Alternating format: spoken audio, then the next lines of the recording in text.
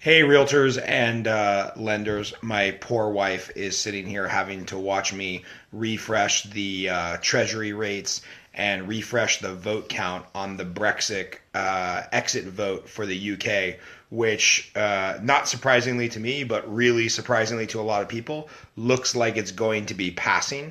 So I will try to keep my political, libertarian views out of this commentary, but trying to give a little bit of information, maybe a dumbed down version of what this means for the interest rate markets, for the mortgage markets, and maybe the housing market here. Obviously, a lot of this is just, in my humble opinion, thoughts that I'm giving on what I've seen in the past, and frankly, some stuff that I saw basically foreshadowed and forecasted by Barry Habib 2 weeks ago. So if you're at our lunch and learn about a week ago, we talked about the fact that rates can go way lower than they are right now.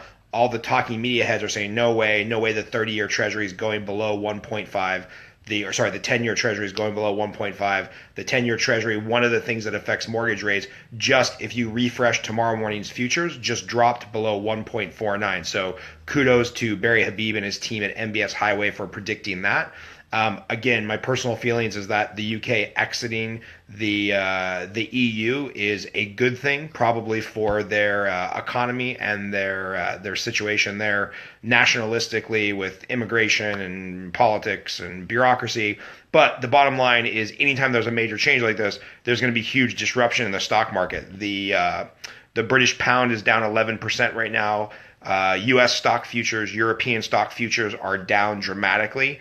Anytime that there's negative stock market news, what you're going to end up getting is a lot of investors and institutional investors taking a flight to safety. So they're going to sell their stocks, they're going to get out of the stock market, they're going to put a lot of their money into safe investments, aka US Treasuries. So if millions and billions of dollars start flowing into the US market, like any other supply and demand, the price is going to go up for those treasuries, which means the bond yield is going to go down. So more demand makes prices go up, makes the bond yield go down. And what that's going to lead to tomorrow and for the foreseeable future is going to be lower interest rates, a lot of stuff in a state of flux. You're going to see a lot of fluctuation, some really big peaks and valleys, presumably in the stock market. As that happens, you will see a lot of peaks and valleys in the mortgage markets. We're going to have a lot of frustrated clients that might want to break their rate lock and relock, or they'll be frustrated for not locking tomorrow and floating till Friday. So a really important time for lenders and for realtors to manage their clients' expectation, not get caught up in the massive amount of media talking heads that will be talking over the next 24 hours to week to 10 days. The bottom line is, if you have a client, if they're comfortable with the purchase price, if they're comfortable with the payment, who cares what the rate is? Just get in and lock it, because we're going to be in for some pretty crazy swings in the stock market and the bond market, and therefore interest rates over the next 24, 48 hours, 72 hours, probably the next couple of weeks. The interesting thing is that the housing market, especially where I'm at in Southern California, has seen a real lack of inventory, and that's been pushing prices up. Too many buyers for too few properties. What's interesting is that every time there's a huge state of flux in the stock market, uncertainty, dropping prices, is which what we're seeing right now in the futures for tomorrow's stock market open, we see again a flight to safety.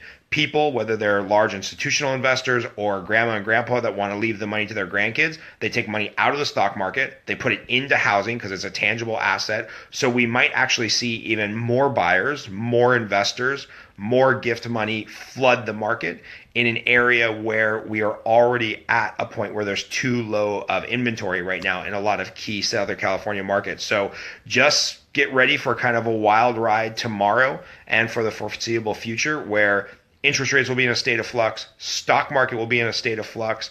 This is kind of a referendum vote in the UK, with probably a lot of dominoes to fall.